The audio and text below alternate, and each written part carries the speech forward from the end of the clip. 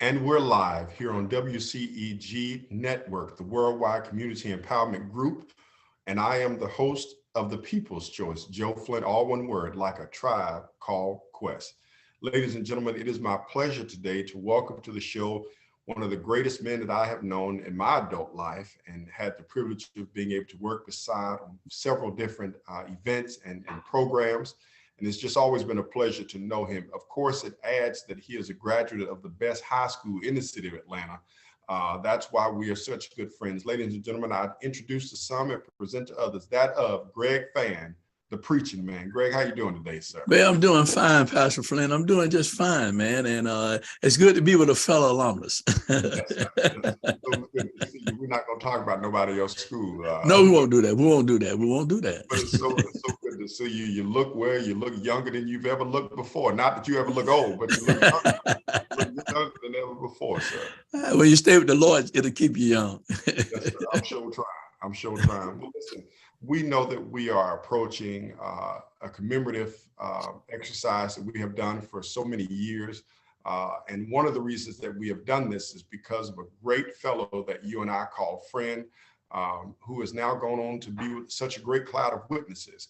But we could not do what we are about to embark upon if it were not for the support, the love, and the tutelage of such a man, and that is Reverend Albert E. Love. God knows he was such a wonderful person, and I miss him dearly. But I know that you worked with him even more than I did. And so I just want to take this moment really to just discuss him and the work that he had done that has led us to this place. Well, I want to thank you and Sister Rogers for this opportunity to come and talk about Reverend Love and the work that he founded, the organization he found, Voter Empowerment Collaborative, which is an organization that Reverend Love deeply believed in is voter empowerment, empowering voters. The organization was founded under that with three pillars. One was information, inspiration, and involvement. And he believed that people needed to understand the power of the vote, and especially Black people, because we were registering people to vote, but people were still not voting, but the power of the ballot. We've seen that most recently in several elections. In the last elections, we saw the power of the ballot and people voting and coming out and voting in record number, in early voting and early voting record number. So the work still goes on, but Reverend Love really believed in that. And you know what he believed in even more than that is was pouring into the future voters of America. He thought one of the organizations, a part of the organization, was the Future Voters of America, to begin to teach them the kinds of things that they're not teaching in school anymore, which is civics. And we used to have these sessions with our young people to talk about the branches of government, the executive branch, the legislative branch, and the judicial branch. And the kids don't know about that. They don't understand the different powers of the different branches of government, and even the power of local legislators or local elected officials. They don't understand that. But Reverend Love believed in educating and getting out information and getting people to empower people, because information is power. And that's what he did in his lifetime. And of course, I worked beside him, and it was a joy and a privilege to work with Reverend Love. He worked me so hard, Joe, but I appreciate it. I appreciate it even more. I don't know anybody who he did not work hard. If it was something, he was going to work you for, but it was all good work. And if it did nothing else, it educated us more on what was happening. And so it was just a privilege to just see him and be able to do the work that he did on a regular basis. And you're right that he was always educating and pushing people to do greater. And that's one thing that I loved about him. He just didn't talk about it, but he wanted to show others that they had the same ability to do the things that he was already doing. And I can remember, I was telling Penny a little while ago, that I remember when on one of the pilgrimages down to Selma, I laughed so hard because every time he was telling people some history facts, he would say, Google it up. Google it. Yeah, Google it. Google it up. He would say, Google it up. And I laughed about that so much. I always Google it up. Yes, indeed. Yes, indeed. I remember that trip. We took some young people with us from the Urban League.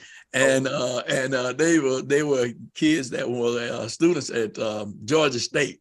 Right. And they would ask me a little question. Reverend Love says, "Google it." Yeah, Google it up. And I just thought that was the funniest thing. I've never heard anybody say Google it up in my lifetime, but that was just too funny to me. But just always, a humble man, and always just, I mean, although he worked others, but he was always willing to help and lend a helping hand. But I mean, he came from the adage of working with, John Lewis and so many others, and he understood the power of foot soldiers. He understood the power of outside of the foot soldiers, but he understood the power of the vote and the importance of it, and the power of educating. Because let's just be honest, if you don't have the knowledge behind something, you won't push to do it. You won't rush to do it.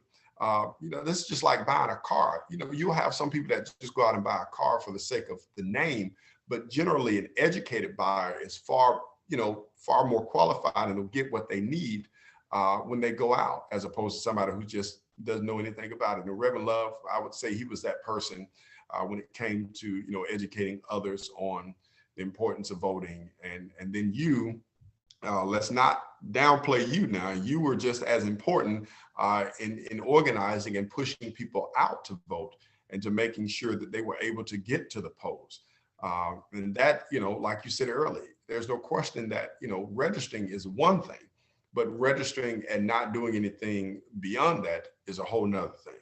It is. We have to, and I think one of the things that Joe, that I've seen, and this is a tribute to Reverend Love, because I've seen people now who was a part of what voter empowerment was doing and Reverend Love was doing, taking that and utilizing that.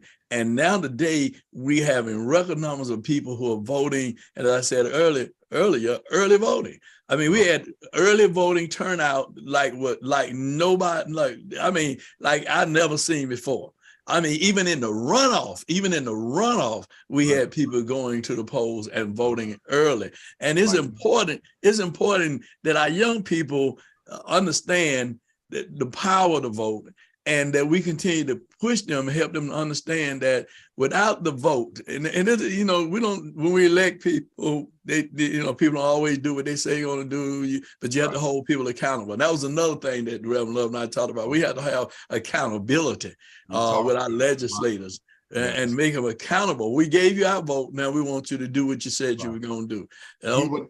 In addition to that, he would say, that we hire them for 4 years or whatever the term is. We hire them, and we decide to rehire them or not, when it came time to vote again, or we were going to fire them. He sure would say that. He would mention that as well. Yes, sir. And it is important that people understand that, especially those seats don't belong to any individual. It doesn't. It doesn't belong to any individual. People put you in those seats, but people can take you out of those seats. And we see this and how you take them out? With your vote. So yeah, but I wanted to just talk about that in terms of voting, because in 1965, when we had the Bloody Sunday, when we had the march there with John Lewis and Hosea Williams and many other unknown and unnamed soldiers who fought for that right to give us the right to vote, who was beating on that bridge, the first Sunday in March in 1965. See, that's Reverend Love used to say, that's our Liberation Day. That's when we were liberated, when they crossed that bridge. And but one thing we done right, and that was to begin to stand up and fight. And that's a real true story. Now we're fighting today, but what are we fighting for? What are we really fighting for? Are we really fighting for what's going to benefit the masses of people, which the vote did? Because when Black people got the right to vote, what do we get? Black congressmen, Black senators, Black mayors, Black council people, Black commissioners. We got a lot of Black people elected into office, but then we still have to hold those people we got elected accountable. But that's what they did in 1965. They made sure that we got the right to vote. And that's why we go to Selma. That's why we go to Selma, Joe. That's why we keep on going back to Selma. And this was one thing that Reverend Love definitely emphasized. He said, we must go back, and we must take our young people back so they can identify with the sufferings of those people who cross that bridge, what they actually have to do. And when you go to Selma, and you've gone many times like myself, when you go to Selma and you go across that bridge, you can feel the spirit of those people who cross that bridge. It's very exhilarating, and you definitely feel the spirit. You know, Pastor Fann, I am a huge fan of history, on all accounts. Of course, especially our history. But it is something about the history of us that when we go back and reenact such things, you really feel the presence of the spirit of the people that were there that day, fighting or pushing for our rights. True that. I have gone to, I've been a lot of places, have viewed and went to houses of, former presidents, and I've gone to presidential libraries.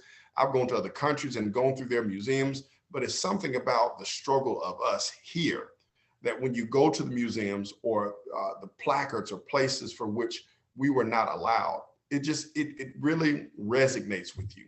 And here's the other thing, we also realized that it wasn't that long ago.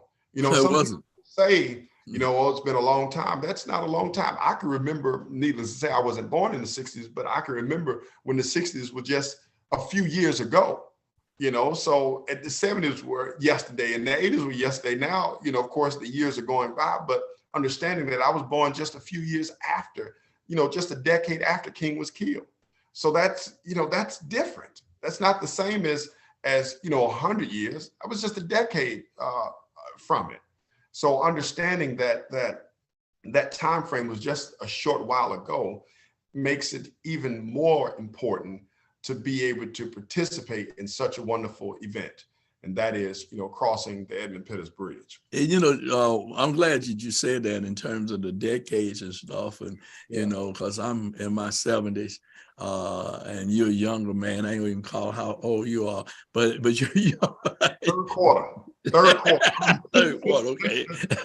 But I want to say, because I grew up under Reverend Abernathy as a kid at West Hunt Street Baptist Church. He licensed, ordained me, baptized me, and all that in the ministry. But I didn't, as a young person, even though I was there, but I didn't identify with it. Right. I didn't identify with who he was, just my preacher. I didn't identify with the Hosea and all those people who were coming around. I couldn't identify with them because I was just a young person then, just a young minister getting started in the ministry. They were just, really his comrades or what have you. But then as I began to grow and get older, and that's how I met Reverend Love. I met Reverend Love actually because he was working for SCLC, and Reverend Abernathy was the president of SCLC at one time. So that's how I met Reverend Love. But long story short is that it was that meeting of individuals and not knowing who they were. And I see many young people like that. They're around greatness, but they don't know they're around greatness. They're around people with good wisdom and that can help them, that they don't even really can identify with it because they locked up, the young people today, they're locked up in their own world and listening to Jay-Z and all these other people and listening to that. And they're not identifying with their heritage because we have to identify with our history, because we can't deny our history. We can't deny it because of people who don't know their past, their destiny to repeat it. And that's a real true story. It is. It's very true. That's why we have to go to Selma. That's why we have to take young people to Selma so they can identify with it. They may not appreciate it now, but one day they will, because they'll understand, like I understand now who Reverend Abernathy was, who Hosea Williams was, who Joe Boone was, even Joe Boone at Rush Memorial, who was Operation Breadbasket and P.J. Wood Center for the Blind. I mean, these were soldiers in our community, neighborhood people, powerful people. Reverend Cersei, Reverend Doyle. I mean, these were leaders in our community, men who stayed in the same neighborhood we stayed in, many of them. But because we were young people, we just didn't identify with them as being the leaders that they were. They were helping us to become who we became by fighting for us and standing up, fighting for injustices so that we could have a better opportunity to work here, to live here, to do those things that we're doing today that our young people don't understand because they don't understand the struggle, Joe. They don't understand the struggle. That's why we have to go back to Selma. It's every day, working in the funeral home and doing working in ministry, you encounter, young people every day whose mindset is very different from, what we know or what we have learned. And I often wonder, what will it take to help them to see the importance of such things? And the only thing that I can think of is taking them, like you just said. You can, like the Bible, I can go and give you a fish, but if I teach you to fish, you can eat for a lifetime. And unfortunately, growing up, let me just say this. I can remember growing up in the school system, we would take trips to Herndon Home. We would take trips down to, just all of the things that were important for our history. But you don't see that stuff anymore. And I encounter Pastor Fann more often than ever, which is so amazing to me. I encounter people of my age bracket and even some who are older than me, 50s and 60s, who don't know the history of us. And, I'm just amazed at it sometimes, but then I have to consider where they grew up, the counties for which they may have lived. Maybe they didn't have the same resources that we had in Atlanta, and I'm grateful for Atlanta Public Schools. But I just think sometimes about how there are people who are older than me who just don't know. But I even push the issue with them. You got to come and see for yourself, because if you don't see for yourself, you'll never understand. You'll never understand the importance. And I guess the best way I can equate it to, and I don't mean to necessarily do this, but people who didn't go to Washington High School don't understand the joy and love that we have for that place. Because they say we're just larger than life people. We act like nothing else existed in the world, but you had to be there. You have to experience it in order to appreciate it. And once you experience it, you'll see it and love it from then on. That's absolutely true. And that's absolutely true, especially when you be a drum major. I mean, come on now. Band announcing stuff like that. That's my eyes watching us, but I don't want to talk about none of those folks. So tell us. Hey, look at playing in the band. You just don't ever forget that spirit. That's why now you don't forget that spirit. You don't ever forget that spirit. You'll never forget that. The best times of your life. Absolutely. So, but let me just say this before we move from this in terms of experiences. The experiences of life help you become who you are. I don't care what school you went to. I don't care what neighborhood you grew up in. But experiences of life help you form and shape you to be the individual that you are, because as you said, they don't do things like they did with us. They don't take them on those kinds of trips that we went on and exposed us to this and exposed us to that and exposed us to that. And Reverend Love was a big proponent on civics. So when they took civics out of the school, that messed up our young people to understand the branches of government. I don't mean to cut you off, but sure, that's all right. Yes, you did, but let's go on. Joanne Simpson, Miss Simpson from Washington High School. I know Miss Simpson. Yeah, my civics teacher, and the importance of civics. To your point, and to Reverend Love's credit, I always loved government, but I still communicate with her to this day, because that just the importance that she embarked upon and shared with us, imparted upon, I should say, us, had made a lasting impact and always made me want to be a part of government, some shape, form, or fashion, whether it was me talking about it, serving in it, or something, but it made me stay tuned to it. And Reverend Love definitely did that on a regular basis. And you're right, because Miss Simpson was my teacher too, but it was long before she was yours. I call it when she got fresh out of college. Yeah, that's what I know. She always talks. She always says, I don't produce more preachers than anything. She said, let me tell you what she said to me. She said, if I get kicked out of one church, I know I can go to another one because I got a whole bunch of But that was very important though, honestly. Right. Is civics to understand, we talk about the Supreme Court judges, right? And we talk about their life appointees, and we see the things that's happening now with the Supreme Court judges, they make the final decision in terms of even the laws that the legislators make. They can overrule the legislators, right? In terms of called the law unconstitutional. But unless you know that, you think that, they just men and women enrolled. No, there's a lot of power there in the Supreme Court. a lot of power. And then when you look at the senators who serve for 6 years, they have a 6-year term that they run not simultaneously, not at the same time, that can go at the same time, but they run at different intervals. So, you know, you have one set, that's why you call them a junior senator and a senior senator pretty much, because one stay there, and when the other one leave, like I think Warnock is a junior senator, and what's the name? You know what I'm talking about. I can't even think. Ossoff. Yeah, Ossoff. Yeah, Ossoff. Ossoff is the senior senator. But you got to understand the roles and why they're junior senators and senior senators. Do they have less power, more power? No, they have equal power, but one is considered senior because they've been there longer, and one's a junior because they've been there shorter. But those are things that we learn in civics. Those are things that Reverend Love taught us.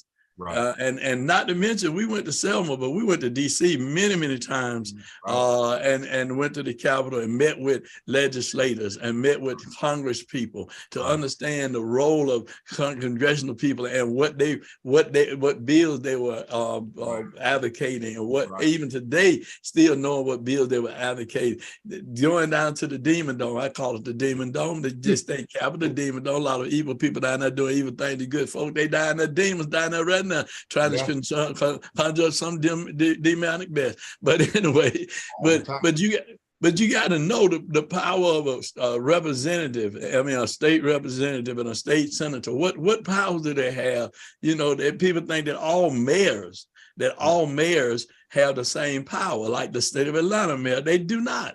You know, your small city mayors, it's a council mayor form of government, where the council has the power over the mayor. The mayor just pretty much a figurehead. But people think the mayor can do everything because what Atlanta is about, right? So I mean, just understanding the branches of the government, how the governments work, and everybody for years and years. I know we're off of Selma, we're coming back to Selma, but for years and years and years, people were living in East Point, College Park, Union City, other parts of other cities, and still voting in Atlanta. That think they mayor, the Atlanta mayor. Yeah, the Atlanta their mayor. But they were living in other cities, but they thought Atlanta mayor was their mayor. Yeah, but I mean, remember somebody saying to me one time who lived in East Point, Thomas, I was trying to vote for the mayor. His name wasn't even on the thing. I said, well, you don't live in Atlanta. That's why. Because you don't live in Atlanta. But again, that's why civics is so important. It is. I had a conversation, true story, earlier today with someone who was talking about, they're from Chicago, and they mentioned that they said there's only one city in the county. I said, no, that's not right. They said Chicago's, I said, now I didn't live in Chicago, but I guarantee you there are more than one city in the county of where Chicago is, which is Cook County. Right. I said in Atlanta alone, I said Flint County has, I think 16 maybe cities, 16 or 17. I can't remember the number. It's actually, it was 9 cities, but now that you have the city of Sandy Springs, Milton, John Creek, and South Fulton, and parts of Palmetto. So yes, so it used to be 9, but I think we picked up about 4 more. 14 now. Yeah. With that being said, I was telling them, I said, if I don't understand nothing else, I understand government, and I know one county does not serve as one city. Right. No. In one area. Yeah. But yeah, civics is so important. And, you know, understanding the role of our public officials and, you know, what they do is important. And Reverend Love was big on that, understanding each of the roles of our elected officials, and not just, you know, electing somebody because they serve in that position, but understanding what the council person did, what a mayor did, what a state and a state senate and U.S. a state senate and the U.S. Senate and a state representative and U.S. representative did. Right. I always tell the story, a true story.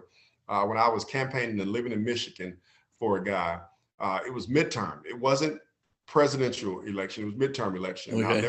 I knocked on the door, you know, to promote the candidate that I was supporting, but also just, you know, encouraging the person to vote. And he opens the door. He said, no, I'm good. I'm voting for Obama. Sir, this President Obama is not even up for election right now. We're in a midterm election, but that just goes to show that people are not always attentive. And one thing that Reverend Love said, because I would often sometimes just be bogged down with trying to understand why people don't do what they do. Why why don't they read? Why don't they understand? And I'll never forget, Reverend Love said, he put it this way. He says, Joe, you got to think about it. You know, a mother who's been at work all day, guess what? Her concern is to get off, go by the grocery store, go by the daycare, go by, you know, she got to do all this stuff and go home. The father, whoever, he said, people are living life. And sometimes they don't have the ability like you and I to just sit and study and read these things. And so it's important for us to share this information with them, which is why this platform like the People's Choice and WCEG and VEC and all the other organizations are so important, that we disperse this information, not just house it within ourselves. That is a great analysis, Joe, of who Reverend Love was. Yeah. I remember at his funeral, as I had opportunity to say something, I said, Reverend Love truly lived out what the word said. Absolutely. He looked out for the least, the lost, and the left out. Yes, I mean, he absolutely did. That's who he was. Love was his birth-given name, but love was who he was. He was all about loving, and he loved his people. He loved Black people. He loved Black people. Put your money in Black banks. Put your money with Black people in business. I mean, he promoted and advocated that to the day he died. Absolutely. So I just think the one, Joe, is that this pilgrimage to Selma is a great tribute to him as we go back each and every year. Yes. He started it, and as we have continued to do it, to go back every year on the first Sunday in March to just show people Selma. Yeah. Selma. Let's not talk about Montgomery. Let's talk about, we don't show them Montgomery, you know, where Dr. King lived and where Rabbi lived and all that. But to show them Selma, that little town, little town that really ain't much there but the bridge. I was about to say, I wasn't there in 65, but the pictures look about the same. They look about the same. It definitely do. I wasn't there either, but it definitely looked about the same. But Selma, to just see that movement took place in a place like that was just God. God placed that place, Selma, to be the place, to be the center of Black liberation. Right. I'm going to say it again, Black liberation, to give us the power that we have that many of us don't use, is the power to vote. Why register to vote and then don't vote? It doesn't make any difference who you vote for. You vote for who you want to vote for. That's up to you, you know, who you vote for. If your conscience is all right with it, then mine is too. Whatever who you vote for, but do vote. Just go to the poll. Take some time out, and because they're trying to take voters' right away from us. They're trying to take it slowly but surely away from us the right to vote, and make it more and more difficult for us to vote. And we can talk about the laws in Georgia and some of these other states that they've done. They've stripped the Voters' Right Act. They stripped that, and now they continue to chip away on it, and thank God that Representative U.S. Senator Warnock is still advocating and pushing voters' rights, and we have to have it. We you know, it's an old adage: if you don't use it, you'll lose it, right? That's right. You'll lose it. So we have to use what we have, the right to vote. Go vote. I think the former governor, well, not the former governor, this governor had, when he was state representative, I mean, not state representative, but U.S. Secretary of State, when he was Secretary of State, Kemp, when he was Secretary of State, he purged the roll when he was Secretary of State and took people off of the voter roll. Yes, sir. Yes, he did. Yeah. So, I mean, so we have to, and he purged it because he said people weren't voting. Right. And so we have to do what? We have to vote. So, Joe, that's all I got to say, Joe. I got a heap more I can say, but you know, I went to watch now Penny. I think Penny waving her hand or something. I don't know. Listen, so do you remember, Pastor Fann, how long Reverend Love do the pilgrimage before he passed away? Like how many years? I know this will be the 58th. I think this year will be the 58th commemoration, but how long had he done the pilgrimage? I do not know. Honestly, I do not know. I know I've gone more times than I can count, and he was going long before I went. Long before I went. So tell us what we have to look for. Tell our listeners what we have to look forward to in this pilgrimage down to Selma. Well, let me just say what you're going to have to look forward to is an opportunity to get on the bus and get with some good people and have some good, clean fun. Yes. Go over some history lesson. Google it. Google up. Google it up. That's right. The good, clean fun and some good history lessons about where we come from. Right. How do we get to the place to have the right to vote? We're going to go.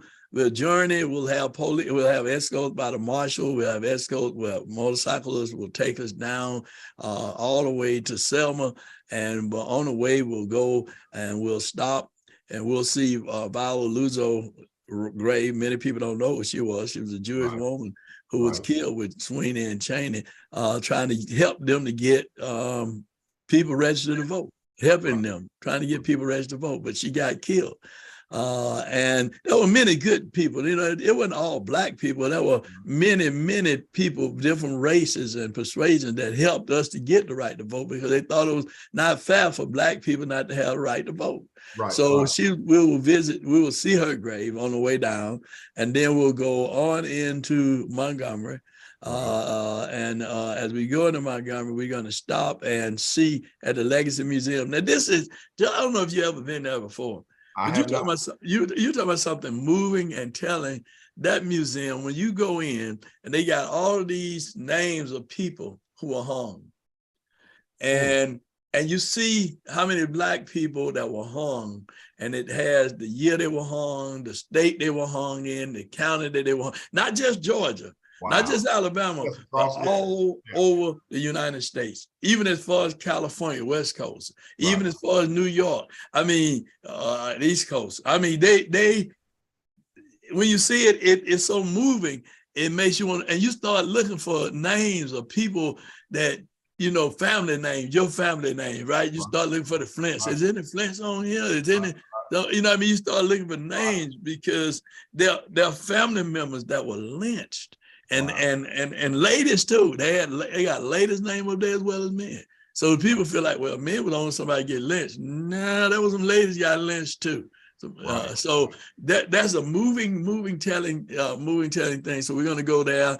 Then we'll go into Montgomery. And before we go there, we'll eat and stop and eat breakfast. But then we'll go into Montgomery. We'll go and we'll have a bite not bite to eat. We'll go by Reverend Abernathy's house at Alabama State. Yes. We'll see his house, Nat King Cole house. The history of Nat King Cole is very interesting. Reverend Fann, can you hold that for just a moment? Please forgive me. Okay. Just a moment. I'm gonna hold it. You want me to hold it? I'm gonna hold it.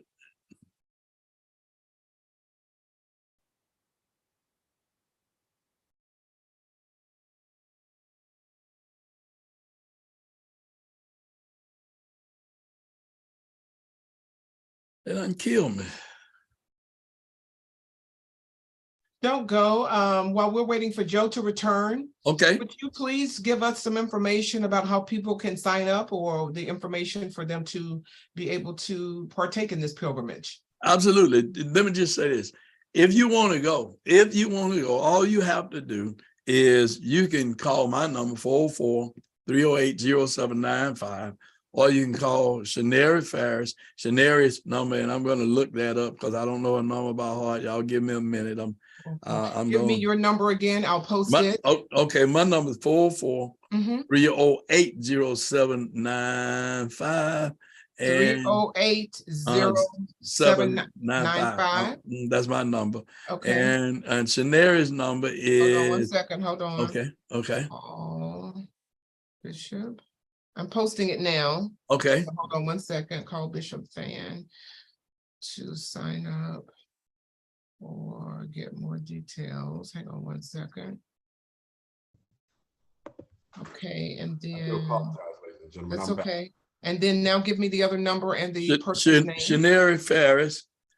Farris. Okay. Right. Her number is 678 678 334 334 Yeah, 0058. 0058. And this is for additional details. For additional details and information, if you'd like to go, the tickets are $65. They include museum, the tour of the museum, and a meal. Great, great. Meal, Okay. and a meal. Thank you so much. Okay, Reverend Flint is back. Oh, yeah. All righty. Well, Reverend Fann, listen, let me say this. We appreciate, the fact, I just want to say this on behalf of everybody, that you're continuing to, make this pilgrimage possible. There are some people that pass away and all that they work for passed away with them. And your love and respect for Reverend Love, but also your love and respect for government, as we've discussed, and the history of us is shown in all that you do as well. And so I just want to take this opportunity to thank you for, pushing this and keeping this going. But as you were saying, when we get down there, we're going to get let me just give you the itinerary. I got it before me, Joe. We're going to leave the IBW building, 501 Pulliam Street at 6 a.m. Okay. Then we're going to, at 8 o'clock, we're going to arrive at Alabama State University. And that's when we will tour a home of Reverend Abernathy that was bombed, and Nat King Cole. Many people don't even know who Nat King Cole was. He was a singer. And he sung that song, Chestnuts Roasting on an Open Fire for Christmas. And Natalie Cole's father. And the Christmas song. And the Christmas song. Yeah.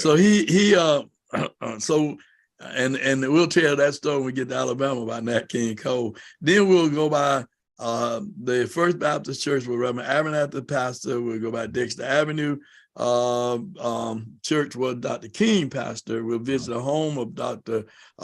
King. We'll also, at 8:30, we'll eat breakfast at the Burger King. 9:30, we'll go to the Legacy Museum. And then from there, we'll head to Selma. Then we'll have lunch at 1 o'clock at the Walden Theater in Selma.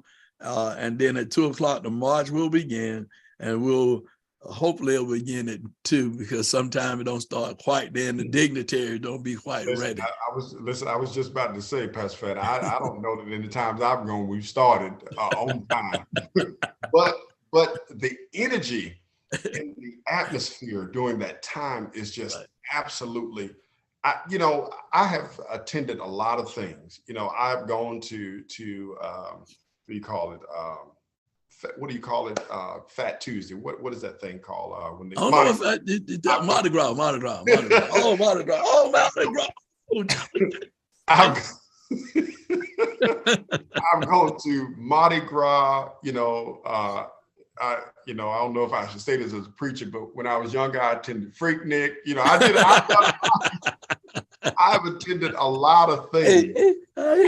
that had a good movement, but it's something about being in that atmosphere of Bloody Sunday and the March on Selma that it's just I've never seen so much joy, and I can remember the last time I went, there was a woman that was crying when we got to the other side and just saying, I made it, and that resonated with me. Of course, I said the same thing to myself, I got to cross this bridge, but just there are people who had come for the first time. But then I met a couple who has gone back for several years.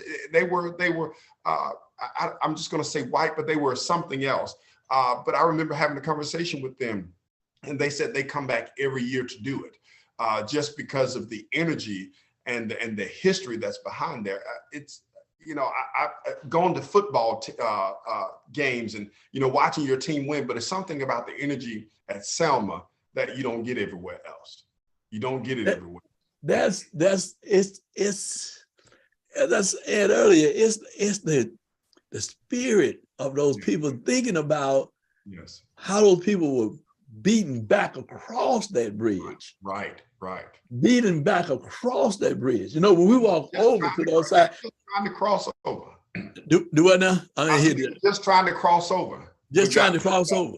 Yeah. But when you go over it and you look down and you see the Mississippi River up under the bridge, and you think about how many people may have jumped off of that bridge to keep from being beaten over there in the Mississippi River, it moves you. It moves you because you start thinking, and now they have once you get there, get on the other side, you can walk up under the bridge. They got a little trail so you can be, you know, see the river there. And, you know, it's like, okay, man, it's like these people were, they really wanted to write the vote. They really was willing to put their lives on the line. They were willing to be beaten. They were willing to go to jail. They were willing to die. They were willing to die for us to have the right to vote. I mean, for us, unborn generations to have the right to vote.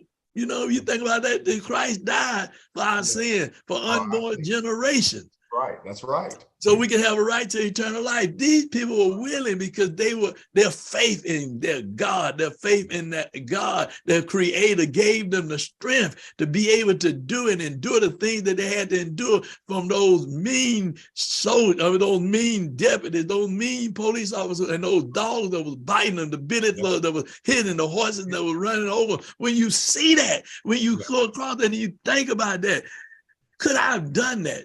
Would I have done that? You know, really, you really think about that. But these people were willing to do it, Joe, to give us the right to vote. And they did it. They did it. And they did it. You know, do we know by chance, do you know of any dignitaries that will be? Of course, you know, we have the normal, you know, some elected officials, but do we know any larger name dignitaries that will be there this year? Not at this time. We don't have. We talked with the people at the chamber. They just was able to give us pretty much this itinerary that it's going to happen, because, you know, Selma just had the tornado there, right?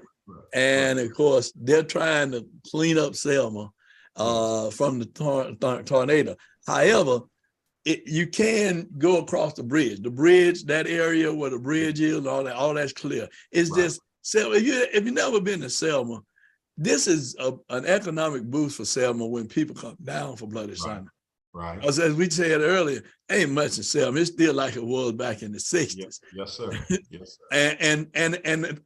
And I said this, Joe, and I said, you know, God may have sent a storm down through there to take care of some of them houses that should have been torn down, so they can go back and build them back up, so they can have really decent housing down there, right? Yeah. I mean, but we're not going to Selma to look at what Selma looked like. We're not going down there. We're going down there to commemorate the history. Our Liberation Sunday. This is what we do. This is our Liberation Sunday, and we must continue to do what Reverend Love led us to do, taught us to do, is to go down there. We can't go no more across that bridge, because that's our liberation. That's what got us the right to vote.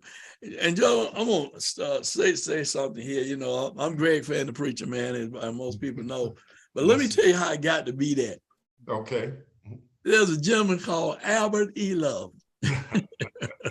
That's what he said. I'm Albert E. Love. Reverend Albert E. Love. Yeah. I was there as a trainee at WCEG radio station.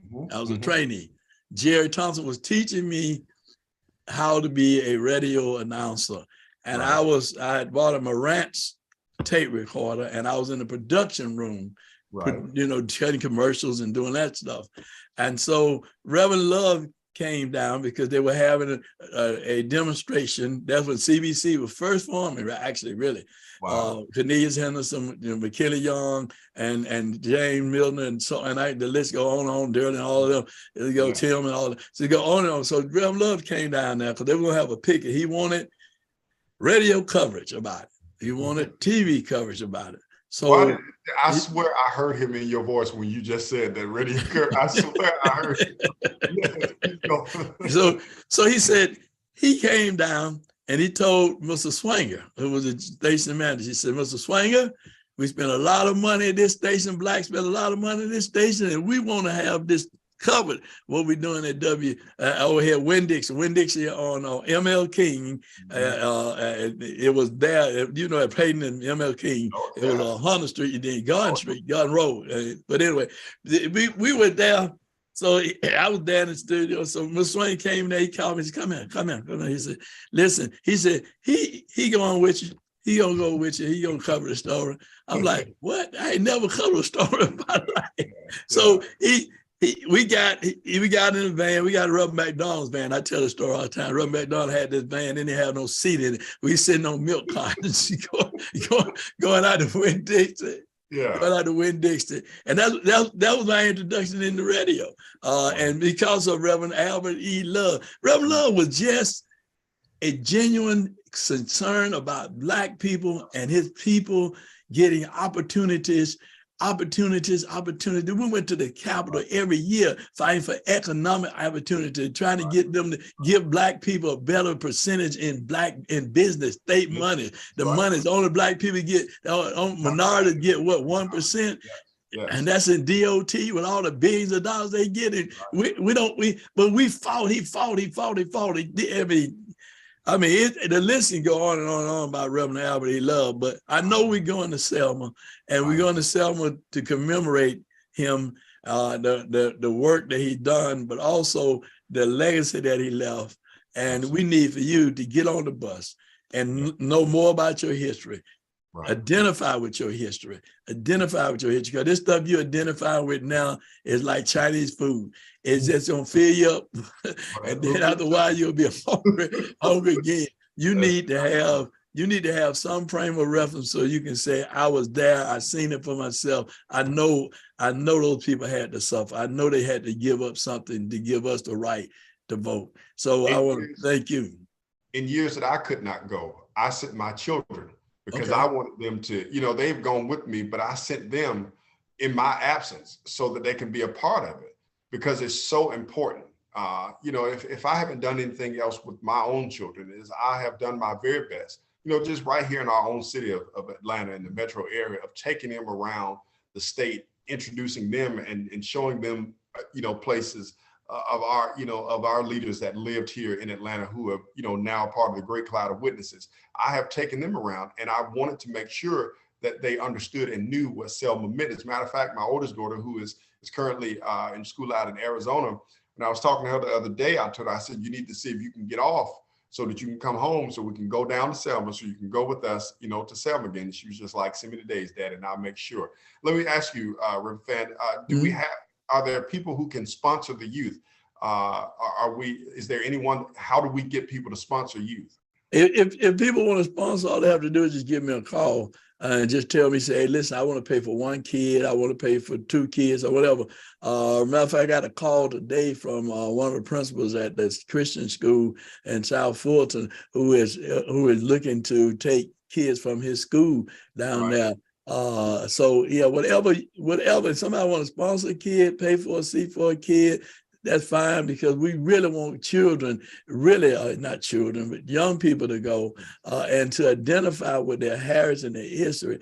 Just the other day I was looking at news about the Holocaust, and they had these people on there who escaped the Holocaust, who was, they were separated from their families because of it. But they tell their children, the grandchildren, the story, the story. This story. We got to tell our story. We got to stop being ashamed of who we are. Yes. So what, you grew up in a government project, but you ain't government project now. But we got to tell the story. Yeah. Even though Joe, they eradicate our story, our history. They West Side, they devastated the West Side. It almost doesn't exist. And not the West Side that we knew. Not the West Side. Yeah. So so our history, we have to, my wife is not from here, she's from Tennessee. So whenever I go someplace that, like the terminal station, and stuff like that, where Russell Building is, or used to be the old Union Station and stuff. I tell her, that used to be the Union Station. That used to be this. That used to be that. I tell her landmarks that I can identify with. Children constantly. I do that with my children all the time. I tell them landmarks. Like I was telling my daughter once about and then she said, Daddy, I said Nations Bank. She said, we don't have a Nations Bank. I said, well, this tower, I said, this is Nation Bank's tower. She said, Daddy, that's a Bank of America. I said, well, when it was built, it was called Nation Bank. That's what it was called. But to your point, I take them around showing things, of our history. Reverend Fann, real quick, can you tell us, guys, because we're almost here at the bottom of the hour. Okay. What's the information again for who they need to contact and how they get in contact with you if they want to sponsor children, if they just want to go, how do they get in contact with you? I think Penny already has it in the chat, but I'm going to just give it again. It's 443080795 is my number. And Ms. Farris' number is, I know she has it in the chat. I got to look back through my phone and get it again because it's 678 334-0058. And if you want to sponsor a kid, please call us. We'd love for you to sponsor. And you can make your check out the Voter Empowerment Collaborative. You can cash out us at Voter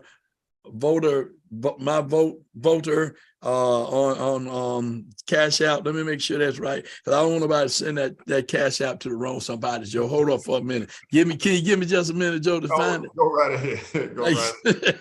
I don't want them to send it to the wrong somebody. It's called $VEC Voter. $VEC Voter. Okay, I don't do the cash app, so I had to look and find it. It's VEC Voters. All right. Gotcha. Right. Well, Pastor Fann, listen, I can't say thank you enough for coming on and reminding us of the importance of civics, reminding us of the importance of the pilgrimage to Selma, and just reminding us of the importance of such a man as Reverend Albert E. Love, who, if we're just honest, without him, we could not do what we're about to embark upon again. If it wasn't for his foresight, his insight, and just his love of us as a people, his love of people as a whole, and his love of educating people, where would we be? Where would we be? There are a lot of leaders that I've encountered in my lifetime. And I've taken something from each of you. They say preachers ain't that, we steal everything, we take everything. but there are very few that I can say that made a huge impact on my life, such as Reverend Albert E. Love. He made such a huge impact. And I talk about him to this day. Yeah. But now listen, let's not downplay the preaching man. let's not downplay, because listen, I have seen your work. It was with the unions and everywhere else, and even with the civil rights movement, but I have seen your work, and I know that you're just as dedicated. So I just want to thank you so much for coming on the show and sharing your knowledge and your love for this as well.